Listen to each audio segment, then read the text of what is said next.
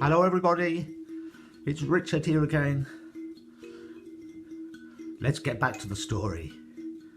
Monday morning, in the shadow of that wall, sitting in the grass, waiting for the storyteller to come. And he does come, holding a little music box. And he sits down in the grass and places it in front of him, and for a while the music plays.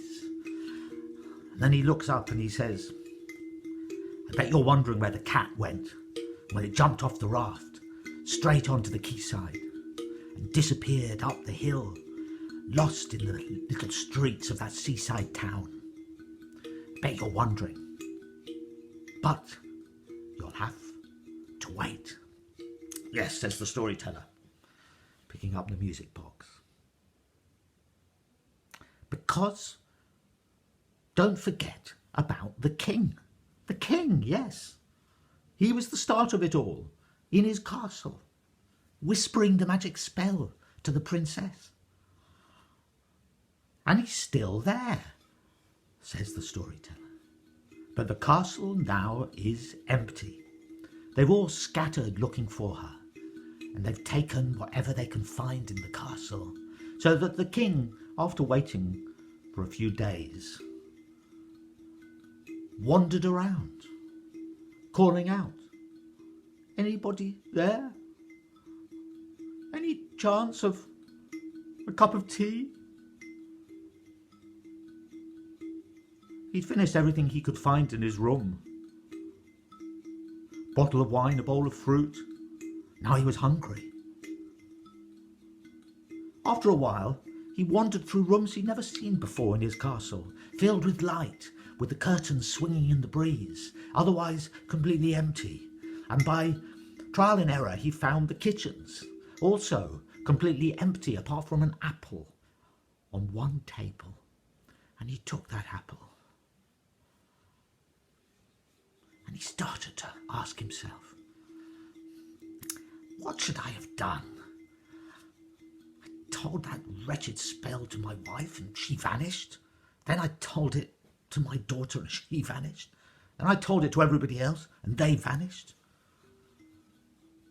And questioning himself, he started to walk through the town without even realizing it. The town was more or less empty. Everybody had scattered. But at the edge of the town, he came to a little garden with a fence round it. And there was a gardener working, digging with his spade. And the gardener looked up and said, it's a fine morning, isn't it? And where might you be going?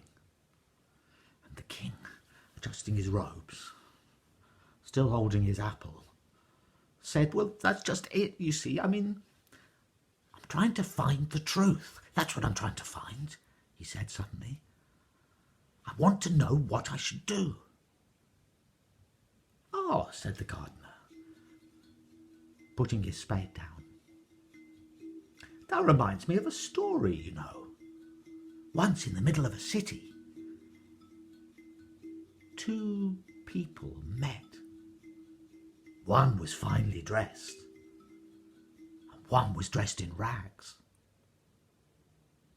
What do you think the name of the finely dressed one was? I'll tell you. It was Story. And as for the name of the one dressed in rags, what do you think that was? Well, I'll tell you too. It was Truth. So you see, says the gardener, stories will get you nowhere. You've got to forget about all your stories if you want to find the truth. Really? Said the king. Yes, said the gardener. I mean, take me. The wind used to blow here. I mean, it still does, to be honest.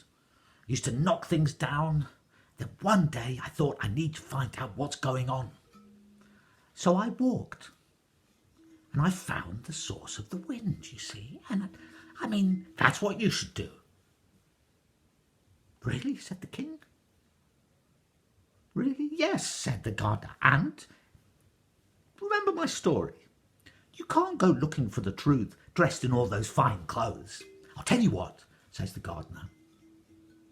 Why don't we swap clothes? clothes. Then you're dressed to look for the truth. Oh, I said, and anyway, says the gardener, those clothes will fall apart. I mean, that cloak you're wearing and those shoes. And so the king and the gardener exchanged their clothes. Ah, says the gardener, adjusting the cloak, looking down at his fine shoes. Now you're ready. And the king was wearing a dirty old jacket, torn and patched trousers, and hobnail boots. Now, says the gardener, when the wind blows, walk towards it and keep on going, and you'll find the answer to your question. Believe me. The king still had his apple. He put it in the pocket of his dirty trousers.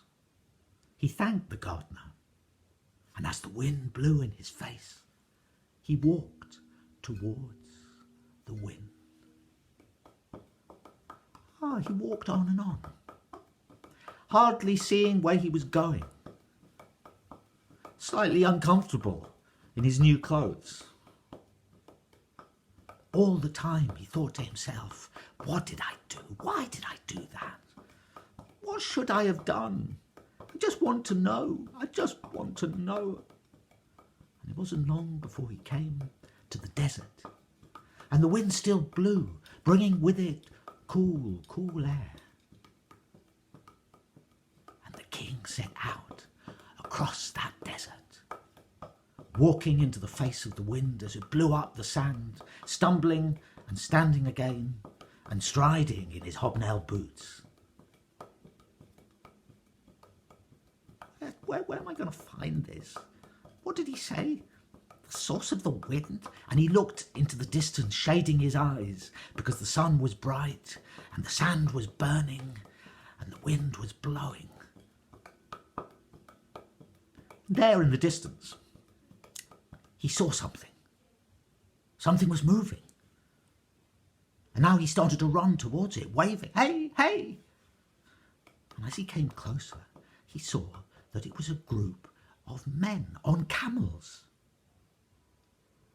There were 12 of them, and they were leading a 13th camel that was laden with bales of cloth and pots and pans that were ringing and clicking and clanking.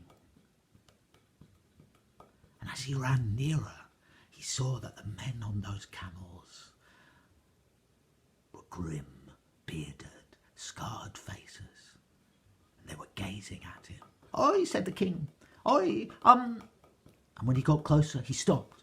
He said, I don't know if you can help me. I'm looking for the answer to my questions." "Ah," said the first brigand. Oh, you know, old beggar man. Well, it just so happens we're looking for the answer to a question too. So you can come with us, and you can be our servant. All right? And the king looked at all those men.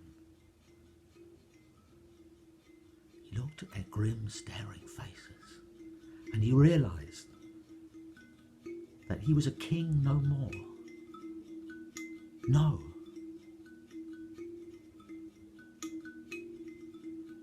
He wore beggar's rags,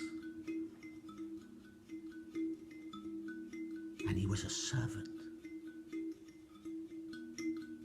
And he clambered onto the 13th camel and sat among the clanking pans and pots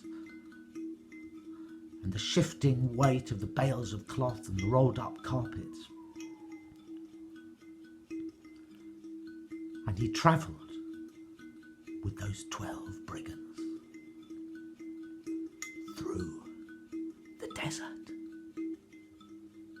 looking for the answer to their questions. "Yes," said the storyteller. "Yes," coughing from pollen that was blowing from the trees. "Yes, They were looking for answers. And believe me, they will find those answers. And if you meet me here tomorrow, I'll tell you where they went, who they asked, and what they found. And if you meet me here tomorrow, I will do the same. So, until then, goodbye.